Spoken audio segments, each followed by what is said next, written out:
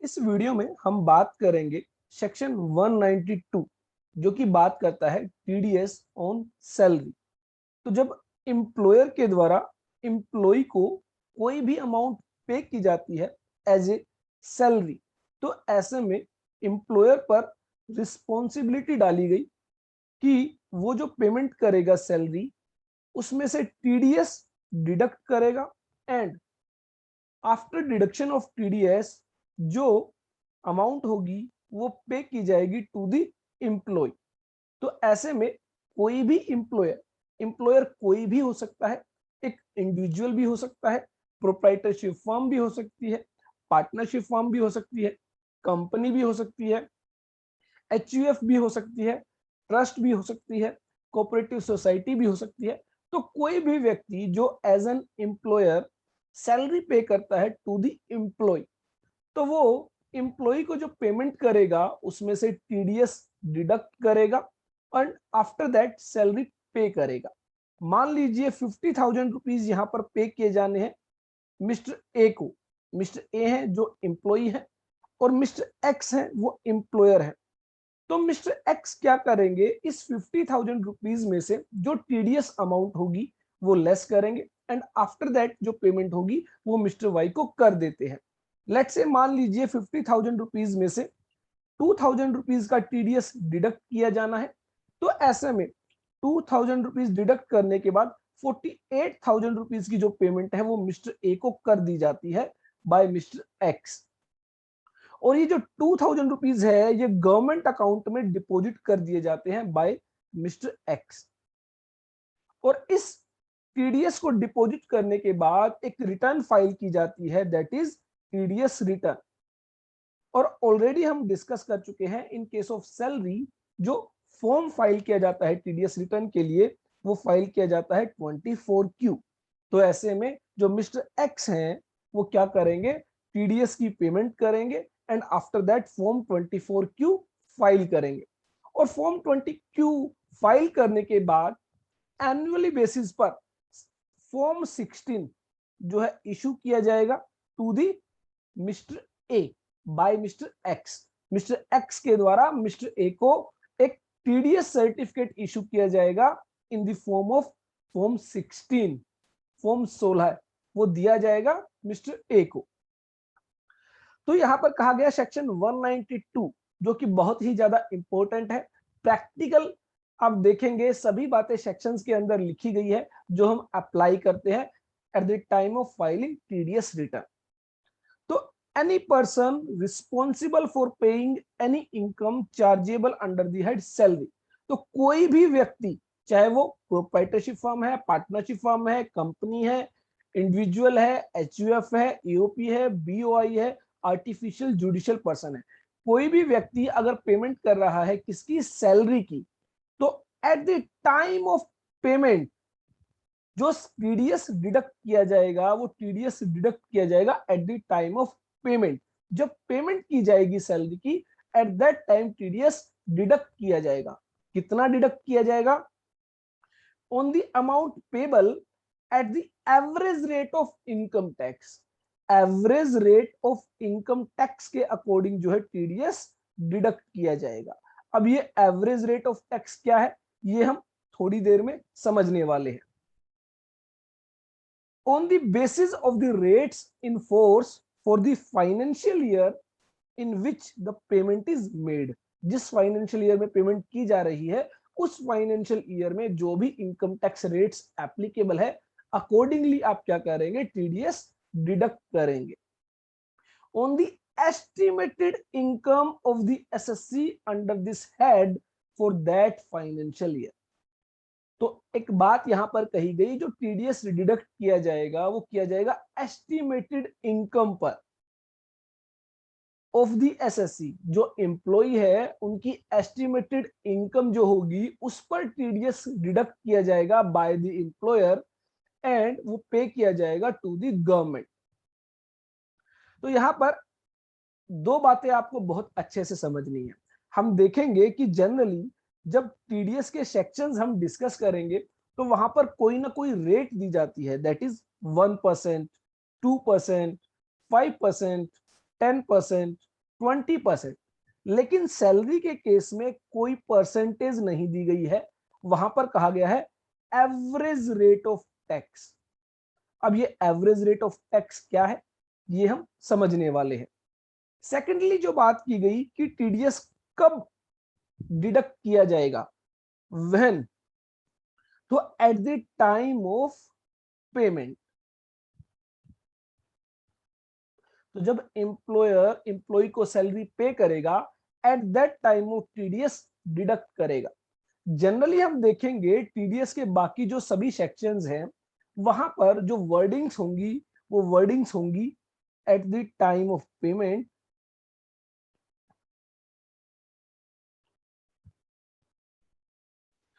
और credit in books of accounts whichever is earlier. तो generally हम देखेंगे बाकी सभी सेक्शंस में जो वर्ड्स यूज किए गए हैं at the time of payment और credit in the books of accounts whichever is earlier, इन दोनों में से जो भी इवेंट पहले होगी उस इवेंट पर टीडीएस डिडक्ट होता है। लेकिन सैलरी के केस में कहा गया कि only eight the time of payment. इसका क्या मतलब हुआ, इसका मतलब यह हुआ कि मान लीजिए जो मिस्टर ए है, मिस्टर ए यहां पर क्या कर रहे हैं, सैलरी की पेमेंट कर रहे हैं टू द एम्प्लॉय। तो ऐसे में यहां पर कहा गया 50,000 रुपीज की पेमेंट की जानी है। तो मान लीजिए अप्रैल मंथ के लिए यह सैलरी जो है वो पे की जानी है। तो मिस्टर एक्स जो एम्प्लॉयर है वो अपनी बुक्स ऑफ अकाउंट्स के अंदर 30th ऑफ अप्रैल को एक जर्नल एंट्री पास करते हैं, salary account debit that is 50,000 rupees to mister A या फिर salary payable account.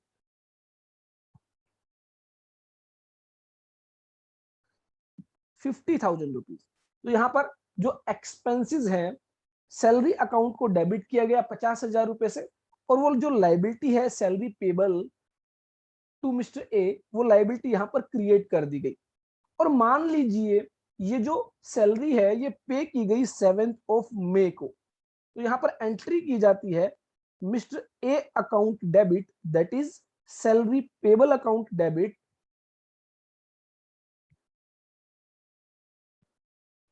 50,000 rupees to cash और बैंक। कैश में पेमेंट की जाती है तो टू कैश अकाउंट क्रेडिट किया जाएगा, अगर बैंक से पेमेंट की जाती है तो बैंक अकाउंट को क्रेडिट किया जाएगा। तो अब यहां पर देखा जाए बुक्स ऑफ अकाउंट्स में सैलरी जो है वो रिकॉर्ड की गई 30th ऑफ अप्रैल को, मिस्टर ए के अकाउंट में क्रेडिट की गई 30 अप्रैल को, लेकिन जो पेमेंट की गई वो की गई 7th ऑफ मई को। तो बताया गया सेक्शन 192 में आपको जो टीडीएस डिडक्ट करना है वो आपको यहां डिडक्ट नहीं करना। दैट मीन्स आपको जो टीडीएस डिडक्ट करना है वो आप यहां डिडक्ट नहीं करेंगे, eight the time of payment आप टीडीएस डिडक्ट करेंगे। तो दैट मीन्स जब आप पेमेंट करेंगे तो पेमेंट आप जो करेंगे in the form of cash और बैंक, वो आप करेंगे 48,000 रुपीज की। 48,000 रुपीज की यहां पर पेमेंट की जाएगी।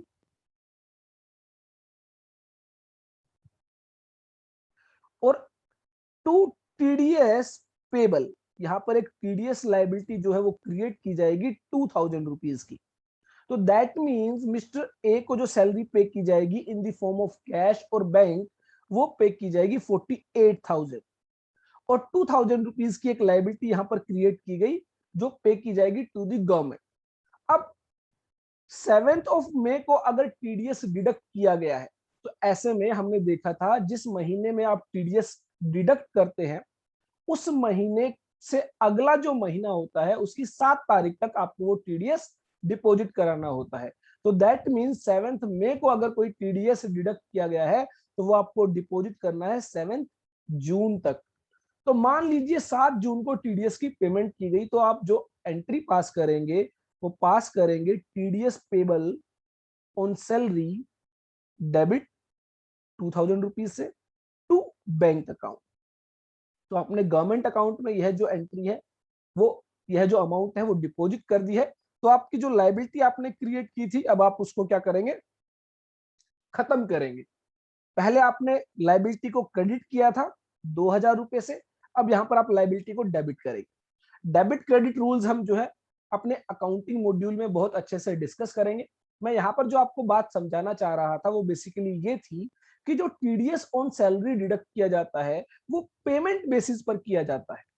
पेमेंट बेसिस पर जब आप पेमेंट करते हैं तब आप टीडीएस डिडक्ट करते हैं। लेकिन अगर आप प्रैक्टिकली देखेंगे, आप प्रैक्टिकली आपको देखने को मिलेगा कि मोस्ट ऑफ द डिडक्टर्स क्या करते हैं, वो बुक्स ऑफ अकाउंट्स में जब सैलरी एक्सपेंस को रिकॉर्ड करते हैं उस समय वो टीडीएस डिडक्ट कर लेते हैं। तो यहाँ पर टू टीडीएस पेबल के नाम से वो ₹2000 की लायबिलिटी क्रिएट कर लेते हैं और मिस्टर ए के अकाउंट में जो है वो ₹48,000 जो है वो क्रेडिट करते हैं। ये भी तरीका सही है, इस तरीके में भी कोई गलती नहीं है। लेकिन लॉ के अंदर जो टीडीएस डिडक्ट करने की बात की गई है वो eight the time of payment की गई है। लेकिन प्रैक्टिस में आप देखेंगे जो फॉलो किया जाता है वो फॉलो किया जाता है जब बुक्स ऑफ अकाउंट्स में सैलरी रिकॉर्ड कर ली जाती है उस समय ही टीडीएस डिडक्ट कर लिया जाता है एंड आफ्टर दैट टीडीएस की पेमेंट की जाती है। तो ये आपको ध्यान रखना है, टीडीएस के केस में जो टीडीएस डिडक्ट करने की लायबिलिटी है वो eight the time of payment है। अब बात आई कि कितना टीडीएस डिडक्ट किया जाएगा, तो इसके लिए कहा गया एवरेज रेट ऑफ टैक्स। तो ये एवरेज रेट ऑफ टैक्स क्या है ये हमें समझना बहुत ही ज्यादा जरूरी है। तो चलिए अब हम समझते हैं average rate of tax. Generally मैंने आपको बताया प्रत्येक सेक्शन के अंदर कोई ना कोई रेट दी जाती है, 1%, 2%, 5%, 10%, 20%। लेकिन इन केस ऑफ सैलरी कहा गया एवरेज रेट ऑफ टैक्स। तो इसको एग्जाम्पल के जरिए हम ज्यादा अच्छे से समझ पाएंगे। तो यहां पर मिस्टर एक्स है जो मिस्टर ए को सैलरी पे करते हैं। लेट्स से जो मिस्टर ए की सैलरी है वो है ₹50,000 पर मंथ। मिस्टर एक्स जो है वो क्या है, एम्प्लॉयर है और मिस्टर ए है वो एम्प्लॉई है। टीडीएस जो डिडक्ट किया जाना है वो बाय द एम्प्लॉयर किया जाना है। तो ऐसे में फाइनेंशियल ईयर 21-22 हम लेकर चलते हैं एग्जाम्पल के अंदर। तो मिस्टर एक्स क्या करेंगे, in the month of April, जो पहला महीना है फाइनेंशियल ईयर का, उसी साल अप्रैल 21 वो क्या करेंगे, मिस्टर ए की जो सैलरी है, मिस्टर ए की जो सैलरी है उसको एस्टिमेट करेंगे for the whole year. That means पूरे साल भर में कितनी सैलरी जो है मिस्टर ए को पे की जानी है बाय मिस्टर एक्स। तो यहां पर मान लीजिए 50,000 इंटू 12 मंथ्स, ये आपका आ जाता है 6 लाख रुपीज। अब इस 6 lakh rupees per income tax calculate किया जाएगा एज पर स्लैब रेट्स। और आपको पता है इंडिविजुअल के केस में दो तरह की स्लैब्स बेसिकली बताई गई है, एक है ओल्ड टैक्स रिजीम, एक है न्यू टैक्स रिजीम। तो हम पहले एग्जांपल लेकर चलते हैं ओल्ड टैक्स रिजीम। तो ओल्ड टैक्स रिजीम के अकॉर्डिंग जो टैक्स लायबिलिटी है वो हम कैलकुलेट करते हैं। 2,50,000 तक कोई टैक्स पे नहीं किया जाना है। नेक्स्ट 2,50,000 रुपीज पर 5% के अकॉर्डिंग 12,500 रुपए का टैक्स पे किया जाना है। नेक्स्ट 1 लाख रुपीज पर जो है 20%, दैट इज 20,000 रुपए का टैक्स जो है पे किया जाना है। तो आपका जो टैक्स आ जाता है वो आ जाता है 32,500। और इस टैक्स पर आप क्या करेंगे, इस टैक्स पर आप ऐड करेंगे health and education cess at the rate of 4%। तो 4% का हेल्थ एंड एजुकेशन सेस आप जो है कैलकुलेट करेंगे। तो यहाँ पर अमाउंट आ जाती है 1300 रुपीज। तो ये जो है ऐड करने के बाद टोटल जो अमाउंट आ जाती है 33,800। तो ये जो है टैक्स लायबिलिटी हो जाती है मिस्टर ए के लिए। बेसिकली एस्टिमेटेड जो सैलरी पे की जानी है by the employer to the employ for the whole of the year, वो हम यहाँ पर एस्टिमेट कर रहे हैं और उस पर इनकम टैक्स लायबिलिटी हम कंप्यूट कर रहे हैं। अब आप क्या करेंगे, आप इसको as an employer tax liability को डिवाइड करेंगे 33,800 डिवाइड बाय 12 मंथ्स, क्योंकि ये जो टैक्स लायबिलिटी है आपको 12 महीने के अंदर डिडक्ट करनी है। तो ऐसे में आपकी जो अमाउंट यहां पर आ जाती है, अमाउंट 33,800 डिवाइड करेंगे बाय 12 मंथ्स तो 2817। तो ये आपकी क्या आ जाती है, पर मंथ टैक्स लायबिलिटी आ जाती है। अब मिस्टर एक्स क्या करेंगे, वो 50,000 रुपए पर मंथ जो मिस्टर ए को देने वाले थे उसमें से 2817 माइनस करेंगे एंड आफ्टर दैट जो बैलेंस सैलरी है वो पे करेंगे। तो यहां पर 50,000 रुपीज माइनस 2817 47,183।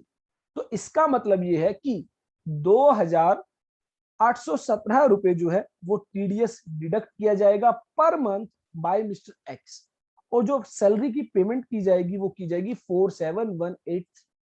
एक बात का आपको ध्यान रखना है, मिस्टर ए के हाथ में जो सैलरी टैक्सेबल होगी वो होगी 50,000 रुपीज पर मंथ।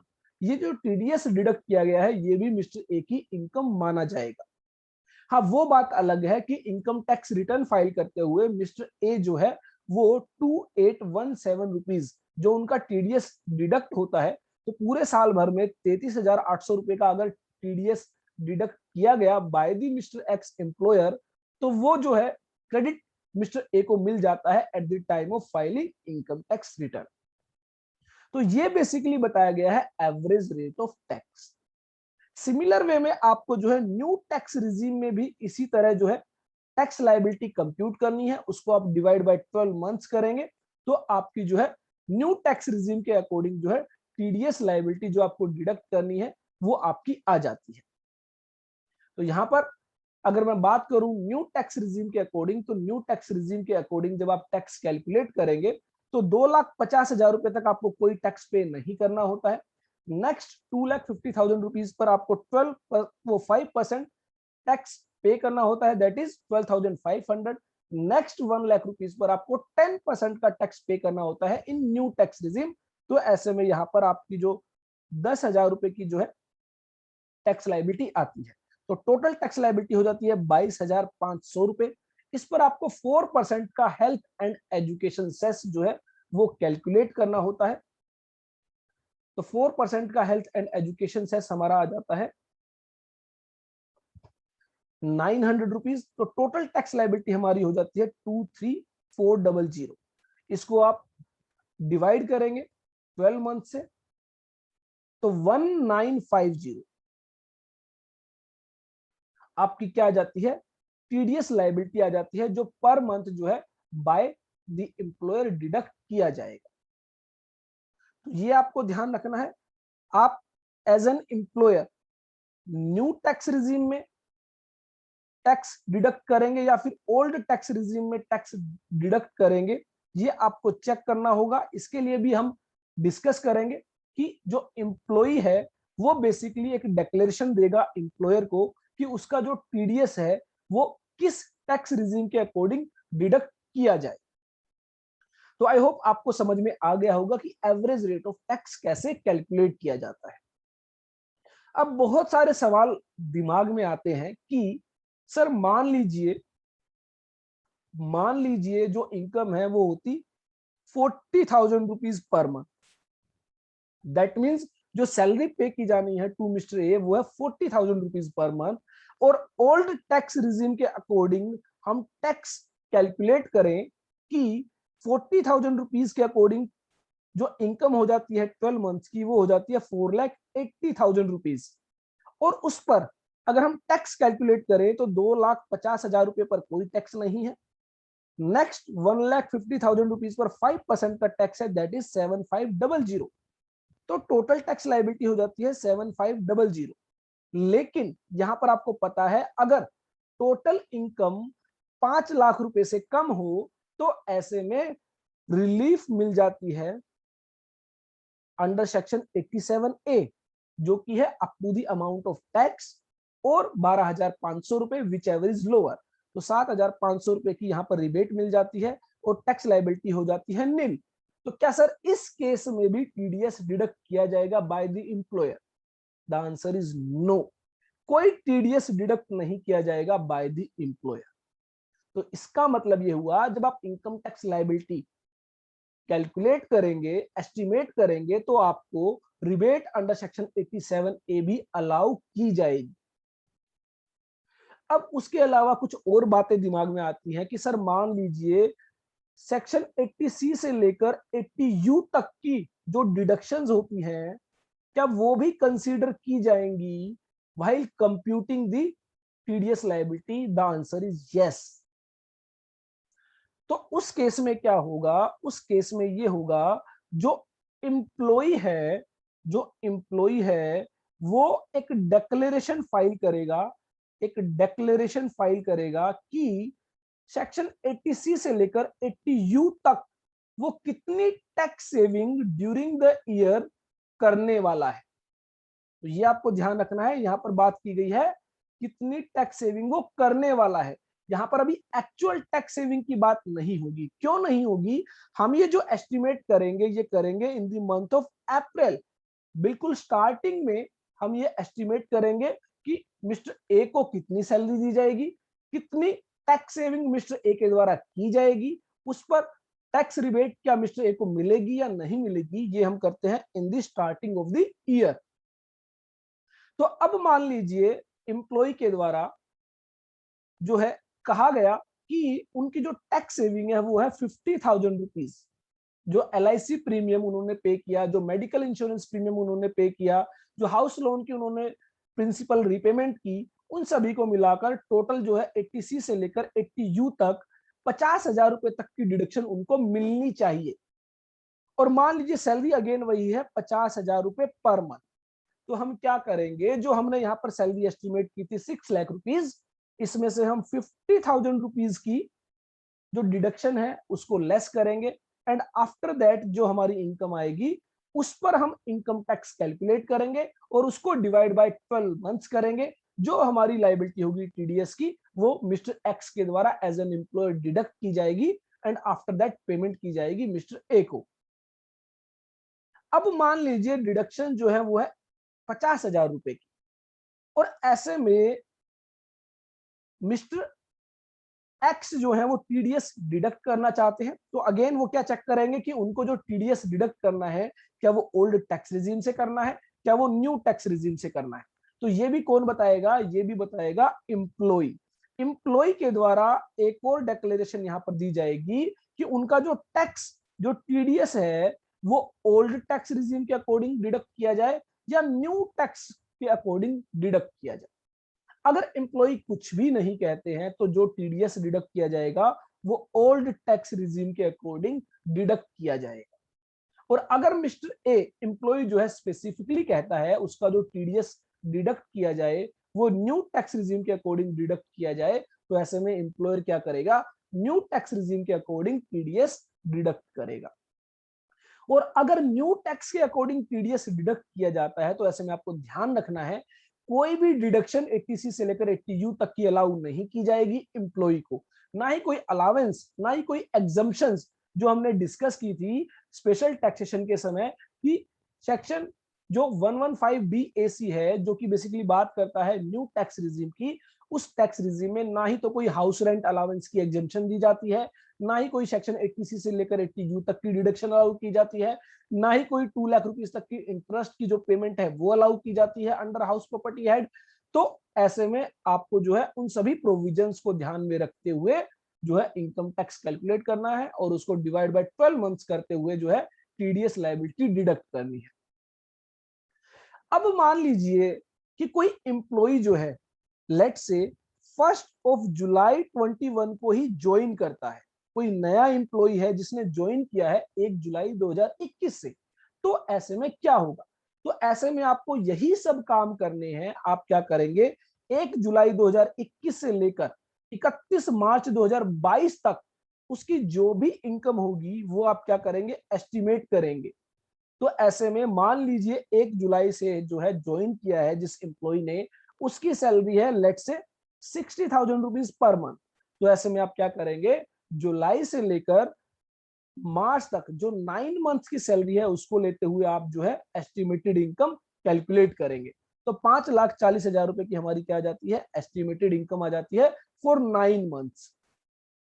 अब अगर एम्प्लॉय के द्वारा कोई डिक्लेरेशन दी जाती है जिसमें वो बताता है 80C से लेकर 80U तक की अगर कोई डिडक्शन वो लेना चाहता है, तो हम उस डिडक्शन को क्या करेंगे, यहाँ पर लेस करेंगे। और वो भी जब करेंगे जब ओल्ड टैक्स रिजीम में एम्प्लॉय रिटर्न फाइल करना चाहता है। अगर एम्प्लॉय कहता है न्यू टैक्स रिजीम में उसका टैक्स डिडक्ट किया जाए, तो ऐसे में सेक्शन 80C से लेकर 80U तक की डिडक्शन आपको नहीं मिलेगी। तो मान लीजिए न्यू टैक्स रिजीम में यहाँ पर जो है टैक्स रिटर्न फाइल की जाने वाली है, तो ऐसे में यहाँ पर कोई सेक्शन 80C से लेकर 80U तक की डिडक्शन अलाउ नहीं होगी। तो हम क्या करते हैं, 5,40,000 रुपए पर टैक्स कैलकुलेट करते हैं। वो टैक्स आपका आ जाता है 2,50,000 रुपए तक कोई टैक्स पे नहीं करना। नेक्स्ट 2,50,000 रुपीज पर जो है 5% के अकॉर्डिंग 12,500 रुपए का टैक्स पे करना है। और नेक्स्ट 40,000 रुपीज पर जो है 10% के अकॉर्डिंग, न्यू टैक्स रिजीम में जो स्लैब बताई गई है वो बताई गई है 10%। तो यहाँ पर 4,000 रुपीज, तो टोटल अमाउंट हो जाती है 16,500 रुपीज, जिस पर आप क्या करेंगे, health and education cess include करेंगे। तो यहाँ पर 4% आ जाता है 660 रुपीज। तो 17,160 रुपए की जो टैक्स लाइबिलिटी हो जाती है। एक बात का आपको ध्यान रखना है, अब आप जो डिवाइड करेंगे वो डिवाइड करेंगे बाय 9 मंथ्स। क्यों? क्योंकि जो एम्प्लॉय के द्वारा ज्वाइनिंग की गई है वो 1 जुलाई को की गई है, और जो इनकम हमने कंसीडर की है वो 9 महीने की है, और हमें जो टीडीएस डिडक्ट करना है वो भी 9 महीने के अंदर डिडक्ट करना है। तो ऐसे में 9 मंथ से आप जो है उसको डिवाइड करेंगे, और जो भी टीडीएस लाइबिलिटी आएगी वो डिडक्ट की जाएगी बाय द एम्प्लॉयर। तो यहाँ पर 1907 रुपीज जो है पर मंथ टीडीएस डिडक्ट किया जाएगा, और जो बैलेंस अमाउंट है वो यहाँ पर पे की जाएगी by the mister X employer to the employ. तो यहाँ पर 60,000 रुपीज की जो सैलरी है उसमें से 1907 रुपीज पर मंथ डिडक्ट किया जाएगा, और जो बैलेंस अमाउंट है वो पे कर दी जाएगी। तो यहाँ पर 58093 ये अमाउंट जो है पे कर दी जाएगी टू दी एम्प्लॉय, और 1907 जो है वो पे कर दी जाएगी टू दी गवर्नमेंट। तो आई होप आपको अच्छे से समझ में आया होगा किस तरह basically average rate of tax calculate किया जाता है और कैसे आप टीडीएस डिडक्ट करेंगे। और बहुत सारी बातें हैं सैलरी के अंदर जो हम धीरे धीरे करके कंप्लीट करेंगे। तो अभी तक एक बात आपको अच्छे से समझ में आ गई होगी कि इन केस ऑफ सैलरी जो एम्प्लॉयर है वो क्या करेगा, उस एम्प्लॉय के लिए जो उसकी इनकम है अंडर दी हेड सैलरी उसको कंप्यूट करेगा, उस पर इनकम टैक्स लायबिलिटी कंप्यूट करेगा, और उसको डिवाइड बाय जितने भी मंथ्स उसने जो जॉब की है, जो एम्प्लॉयर एम्प्लॉय रिलेशनशिप है, उतने मंथ्स के अकॉर्डिंग वो डिवाइड की जाएगा, और अकॉर्डिंगली टीडीएस डिडक्ट किया जाएगा। सेकंड जो आपको ध्यान रखना है कि 80C से लेकर 80U तक की डिडक्शन जो है एम्प्लॉय क्लेम कर सकता है, लेकिन उसको क्या करना होगा, एक डिक्लेरेशन फाइल करनी होगी टू दी एम्प्लॉयर कि वो पूरे साल भर में इतनी टैक्स सेविंग्स करने वाला है। अब एक और एग्जांपल यहीं पर हम डिस्कस कर लेते हैं ताकि और ज्यादा अच्छे से आपको समझ में आ सके। मान लीजिए यहां पर जो 60,000 रुपीज की सैलरी थी उसमें से 50,000 रुपए की सेविंग जो है क्लेम की गई बाय द एम्प्लॉय कि वो पूरे साल भर में 50,000 रुपए की टैक्स सेविंग करने वाला है, in the form of life insurance, in the form of medical insurance, in the form of house loan repayment. तो ऐसे में हमने जो इनकम कंसीडर की वो की 5,50,000, और एम्प्लॉयर ने भी क्या किया, 5,50,000 के अकॉर्डिंग टीडीएस डिडक्ट किया। तो लेट से 5,50,000 पर ओल्ड टैक्स रिजीम के अकॉर्डिंग, क्योंकि न्यू टैक्स रिजीम में तो आपको 80C से लेकर 80U तक की डिडक्शन नहीं मिलती है, तो ओल्ड टैक्स रिजीम के अकॉर्डिंग 2,50,000 रुपए तक आपको कोई टैक्स पे नहीं करना है।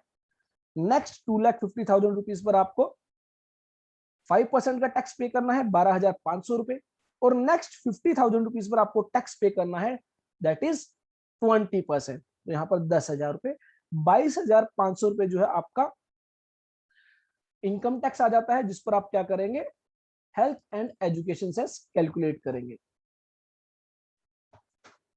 तो 900 रुपीज का यहाँ पर हेल्थ एंड एजुकेशन सेस आ जाता है, और टोटल टैक्स लाइबिलिटी आ जाती है 23400, जिसको डिवाइड बाय 12 मंथ्स किया गया और अकॉर्डिंगली जो है टीडीएस डिडक्ट किया गया 1950।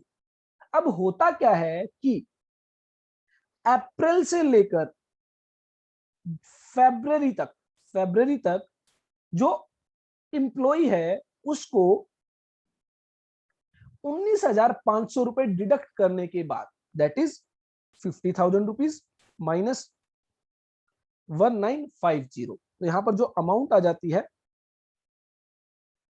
लेट से वो अमाउंट आपकी आ जाती है 48050। तो हर महीने जो है 48050 की पेमेंट कर दी गई अप्रैल टू फरवरी। तो ये हमारी पेमेंट हो जाती है 480,500 इंटू 11 मंथ्स। तो हमारी जो अमाउंट आ जाती है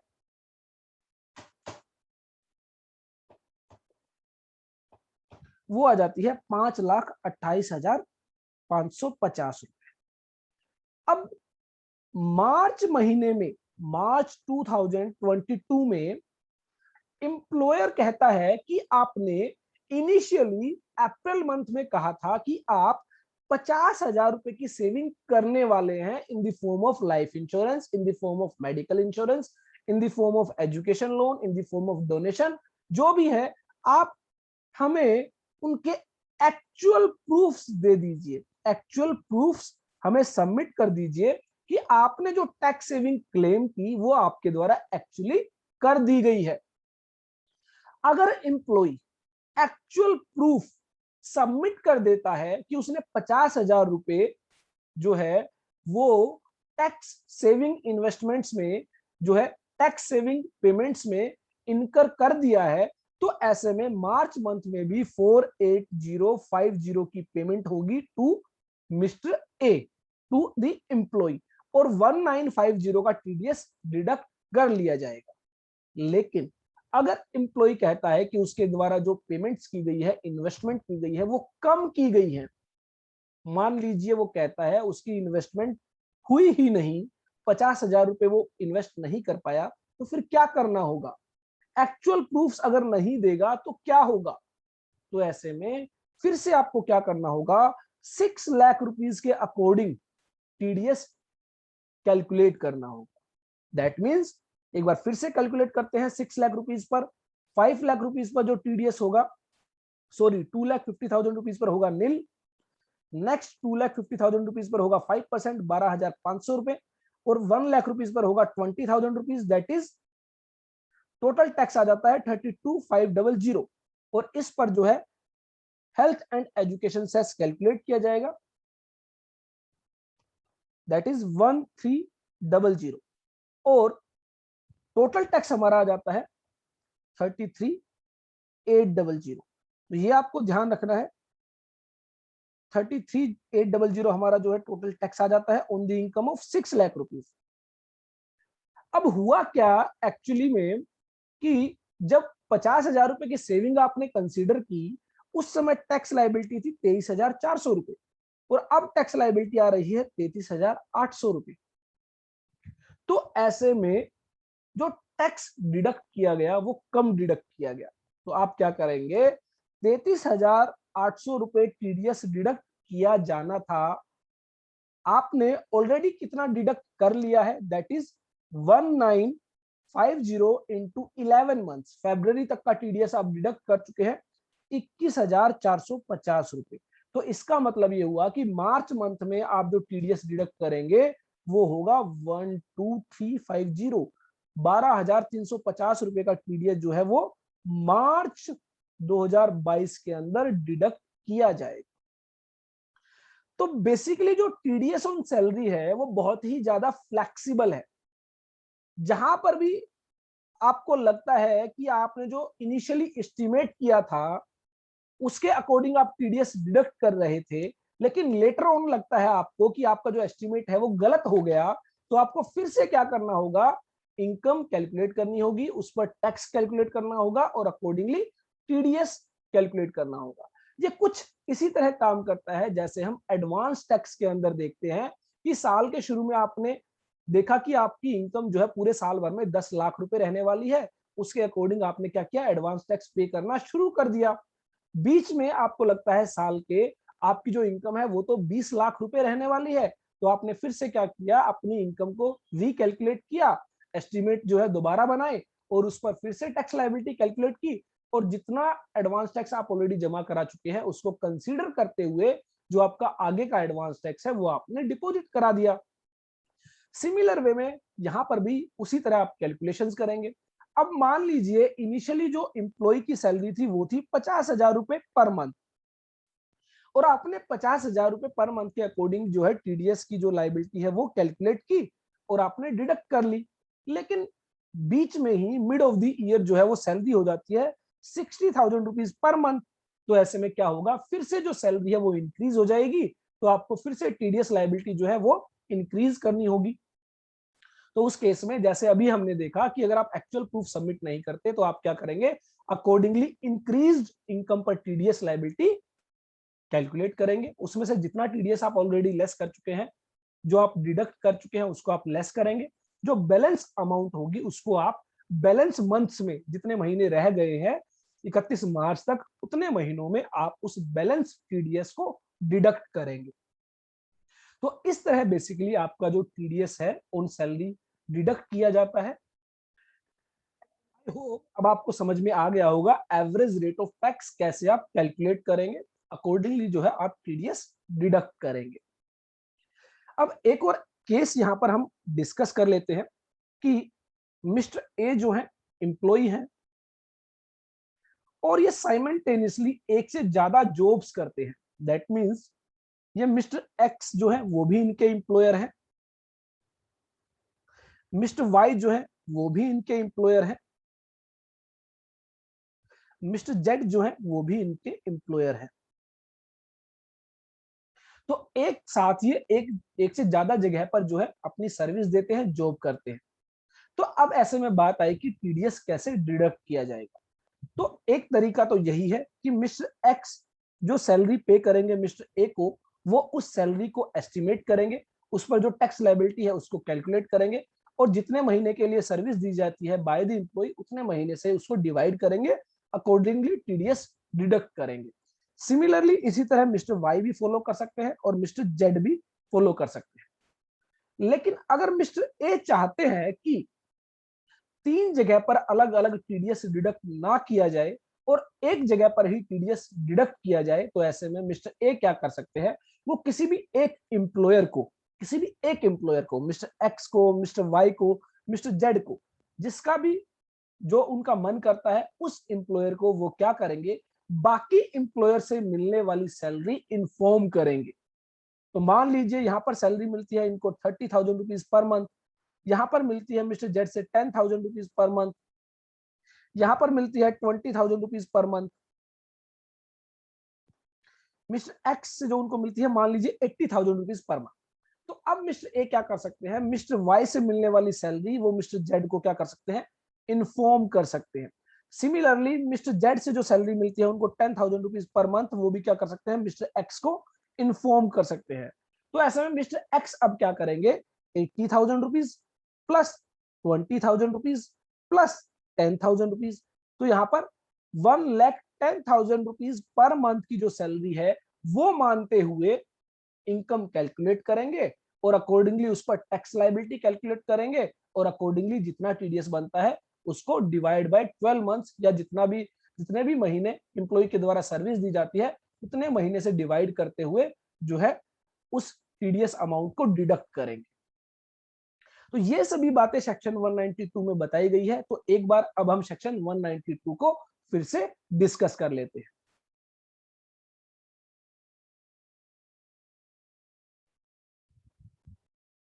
सेक्शन 192 सबसेक्शन 2 में बेसिकली बताया गया where during the financial year an SSC, that is employee, is employed simultaneously under more than one employer.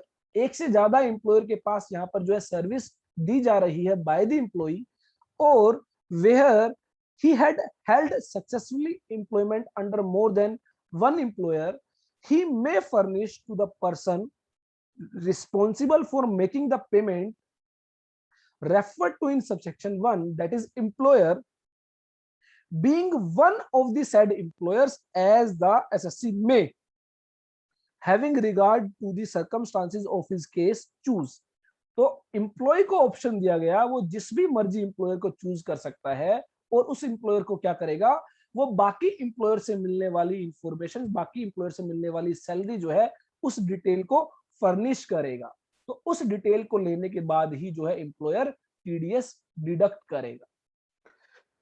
जिस भी एम्प्लॉयर को प्रेफर करेगा एम्प्लॉय, उस एम्प्लॉयर को क्या करेगा, बाकी एम्प्लॉयर से मिलने वाली सैलरी जो है वो इन्फॉर्म करेगा। तो यहाँ पर कहा गया such details of the income under the head salary due or received by him from the other employers or employers, the tax deducted at source therefrom, and such other particulars in such form and verified in such manner as may be prescribed, and thereupon the person responsible for making the payment referred to above shall take into account the details so furnished for the purpose of making the deduction.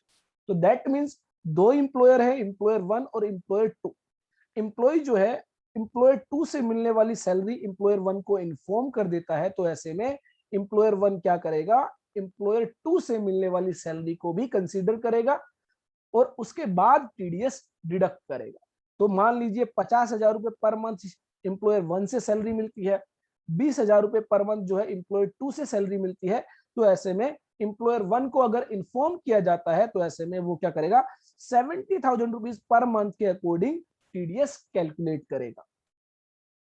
और inform करने के लिए basically बताया गया form number 12B, जो employ है वो form number 12B fill करेगा और एम्प्लॉयर को देगा, जिसके बेसिस पर एम्प्लॉयर जो है वो टीडीएस डिडक्ट करेगा। तो यहां पर बताया गया furnishing of particulars of income under the head salaries, the assessee में furnish the person responsible for making the payment referred to in subsection 1 the details of income under the head salary due or received by him from the other employer or employers of that section and of any tax deducted source from such income in form number 12B। तो जो दूसरे employer से उसको salary मिलती है, साथ ही अगर कोई दूसरे एम्प्लॉयर के द्वारा टीडीएस भी अगर कोई डिडक्ट किया गया है तो वो भी एम्प्लॉयर को इन्फॉर्म किया जा सकता है in the form of 12B। तो ये आपको ध्यान रखना है कि अगर ये आपके पास ऑप्शन है, आपकी मर्जी है, एम्प्लॉय की मर्जी है, अगर वो चाहता है कि वो अलग अलग एम्प्लॉयर को अलग अलग टीडीएस डिडक्ट करने दे, तो ऐसे में उसको फॉर्म 12B फाइल करने की जरूरत नहीं है। अलावा जो एम्प्लॉयर है, जो एम्प्लॉयर टीडीएस डिडक्ट करेगा, वो दूसरे एम्प्लॉयर से मिलने वाली सैलरी को कंसीडर करते हुए टीडीएस डिडक्ट करेगा।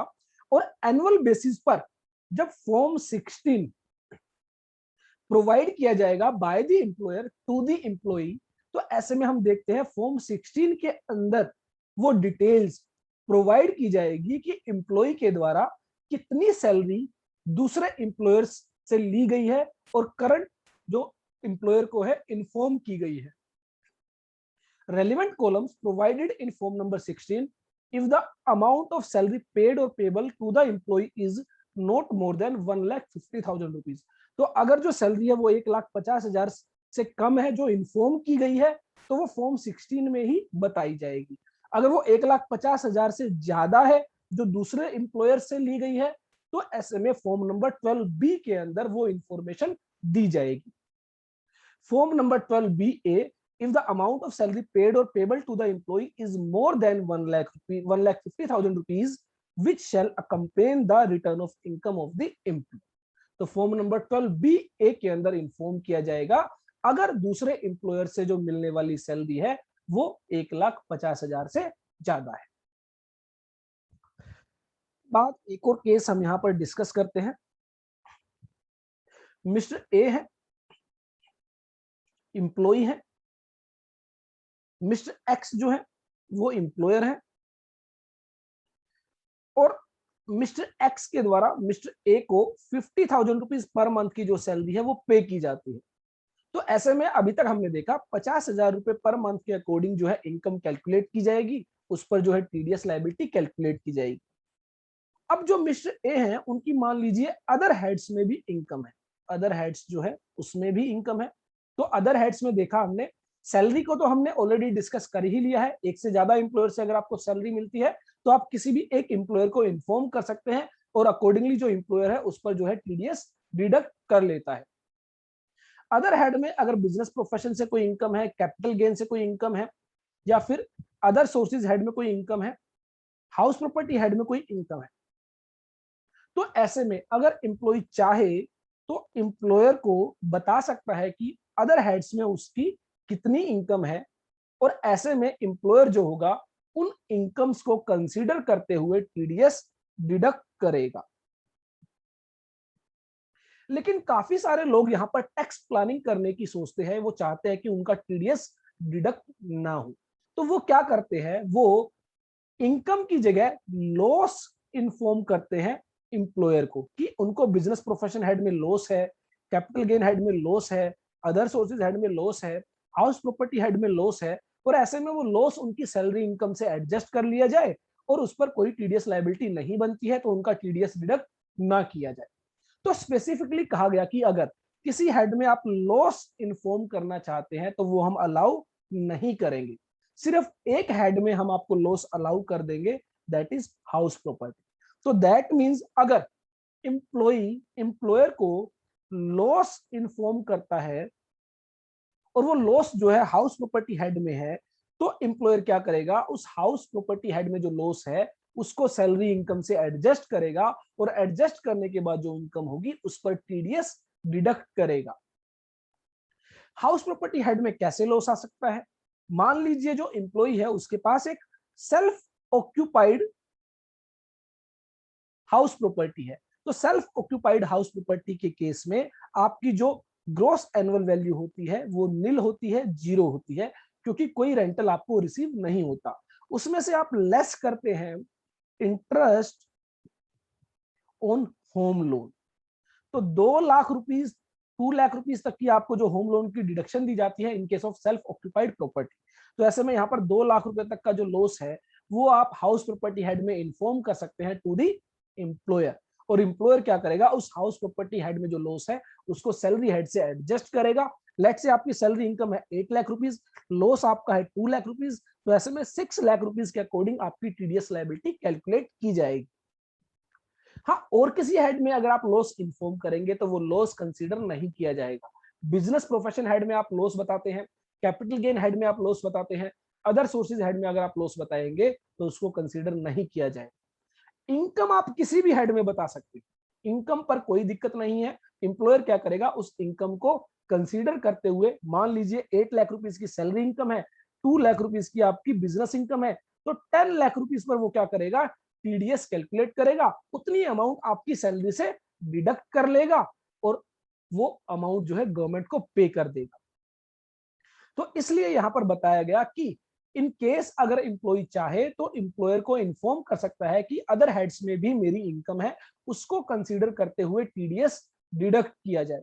अब काफी सारे लोगों को लगता है कि सर इसमें किसका फायदा है, किसका नुकसान है, तो इसमें किसी का फायदा नहीं है, किसी का नुकसान नहीं है। रीजन भी, पहली बात तो जो टीडीएस डिडक्ट किया जाता है वो एम्प्लॉय की इनकम से डिडक्ट किया जाता है, तो दैट मींस एम्प्लॉयर की पॉकेट पर कोई फर्क नहीं पड़ता।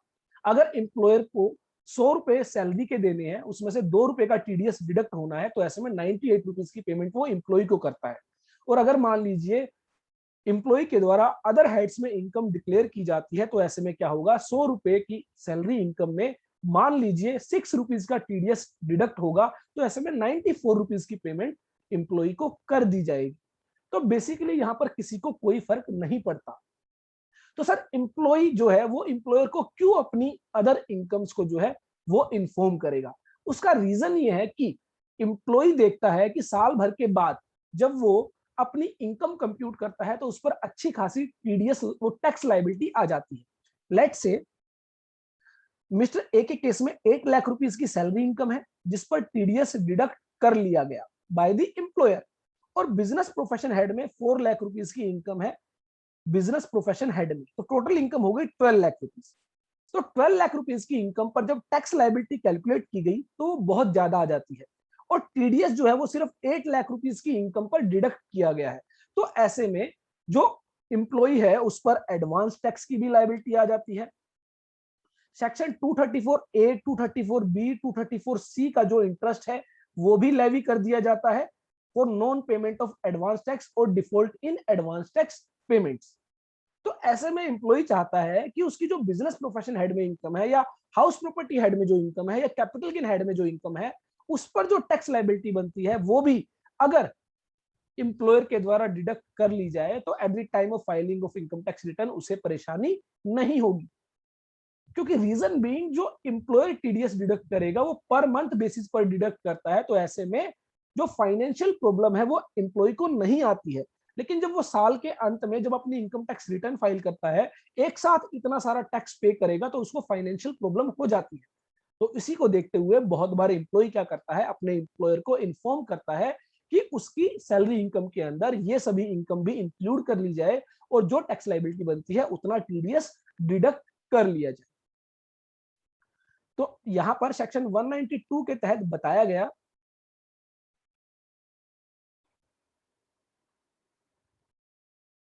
where an SSC who receives any income chargeable under the head salary in addition any income chargeable under any other head of income not being a loss under such head other than loss from the income from house property for the same financial year he may send to the person responsible for making the payment under subsection 1 that is employer। तो क्या information देगा, सच other income end of any tax deducted thereon, तो जो बाकी जो other heads में income है वो बताएगा और अगर उस पर कहीं और टीडीएस डिडक्ट किया गया है तो वो भी इन्फॉर्म किया जाएगा। और the loss if any under the head house property, तो हाउस प्रॉपर्टी हेड में लॉस है तो वो भी इन्फॉर्म किया जा सकता है। अदर हेड्स का लॉस इन्फॉर्म नहीं किया जा सकता और ना ही एम्प्लॉयर के द्वारा उसको एडजस्ट किया जाएगा, तो ये आपको ध्यान रखना है। In such form and verified in such manner as may be prescribed, इसके लिए हालांकि कोई एज सच फॉर्म्स जो है वो प्रिस्क्राइब नहीं किया गया है, सिंपली कहा गया है एक डिक्लेरेशन आप दे सकते हैं टू द एम्प्लॉयर कि आपकी जो अदर हेड्स में इनकम है वो इतनी इनकम है और ये जो सभी इंफॉर्मेशन है वो सही है, ट्रू है, करेक्ट है, फेयर है। And thereupon the person responsible, जो रिस्पॉन्सिबल है टीडीएस डिडक्ट करने के लिए, he will consider such other income and tax if deducted thereon, तो वो क्या करेगा, सैलरी इनकम के साथ वो सभी बाकी की इनकम भी कंसीडर करेगा जो इन्फॉर्म की गई है। And the loss if any under the head house property, और हाउस प्रॉपर्टी हेड में अगर कोई लॉस इन्फॉर्म किया गया है तो उस लॉस को भी एडजस्ट किया जाए। Provided that this subsection shall not in any case have the effect of reducing the tax deductible except where the loss under the head income from house property has been taken into consideration। तो यहां पर basically बताया गया other heads की income जो है आप inform करेंगे और हाउस प्रॉपर्टी हेड का जो लॉस है वो आप इन्फॉर्म करेंगे, और किसी भी वजह से जो सैलरी पर टीडीएस डिडक्ट किया जाना है वो आपका कम नहीं होगा ड्यू टू दिस इंफॉर्मेशन। हाँ, हाउस प्रॉपर्टी हेड में लॉस है उसकी वजह से आपका सैलरी हेड का टीडीएस कम हो सकता है, उसके अलावा और किसी रीजन की वजह से सैलरी हेड में जो टीडीएस है वो आपका कम नहीं होगा।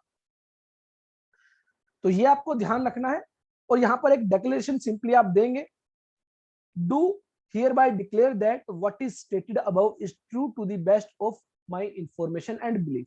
तो इसमें आप बताएंगे आपकी income under the head business profession कितनी इनकम है, income under the head house property आपकी कितनी इनकम है, कितना आपका लॉस है, income under the head capital gain आपकी कितनी इनकम है, तो वो आप क्या करेंगे, इन्फॉर्म कर सकते हैं टू द एम्प्लॉयर। तो रूल 26 बी इसके रिगार्डिंग बताया गया है, statement of particulars of income under the head income other than salary for a deduction of tax at source. The SSC may send it to the person responsible for making payment under subsection 1 of section 192, that is employer, a statement of any income chargeable under any head of income other than salary. तो other than salary के अलावा बाकी हमारे जो सभी heads बच जाते हैं वो इन्फॉर्म किए जा सकते हैं received by the assessee for the same financial year end of any tax deducted on such income. तो सेम फाइनेंशियल ईयर से रिलेटेड वो आपकी इनकम होनी चाहिए, तभी आप इन्फॉर्म कर सकते हैं. A verification in the following form shall be annexed to the statement referred to in sub rule 1. तो एक वेरिफिकेशन जो है वो आपको साथ में देनी होगी कि आपने जो भी इंफॉर्मेशन दी है वो सही इंफॉर्मेशन दी है, ट्रू है एंड करेक्ट है.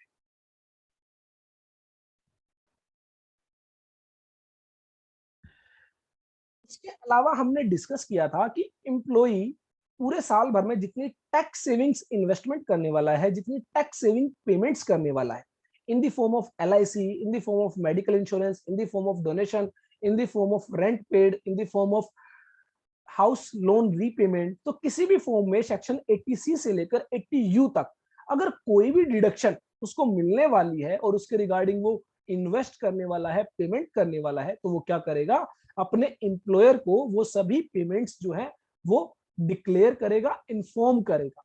और एम्प्लॉयर जो होगा उन सभी इंफॉर्मेशन को कंसीडर करते हुए क्या करेगा, TDS डिडक्ट करेगा. ऑलरेडी हम एग्जांपल बहुत डिटेल में डिस्कस कर चुके हैं. तो यहां पर कहा गया the person responsible for making the payment, that is employer, shall for the purpose of estimating the income of the SSC or computing tax deductible under section 192 subsection 1 obtain from the SSC the evidence or proof or the particulars of prescribed claims. तो employer क्या करेगा, उनसे proofs लेगा कि actually क्या उसने investment की या नहीं की, पेमेंट्स की या नहीं की, including claim for setup of loss. तो ऐसे में अगर आप हाउस प्रॉपर्टी हेड में जो लॉस एडजस्ट कर रहे हैं, जो क्लेम कर रहे हैं, उसका भी प्रूफ आपको देना होगा. That is certificate for payment of interest on house loan, वो आपको देना होगा टू द एम्प्लॉयर, तभी उस 2 लाख रुपीस के लॉस को एडजस्ट किया जाएगा. Under the provision of the act in such form and verified in such manner as may be prescribe.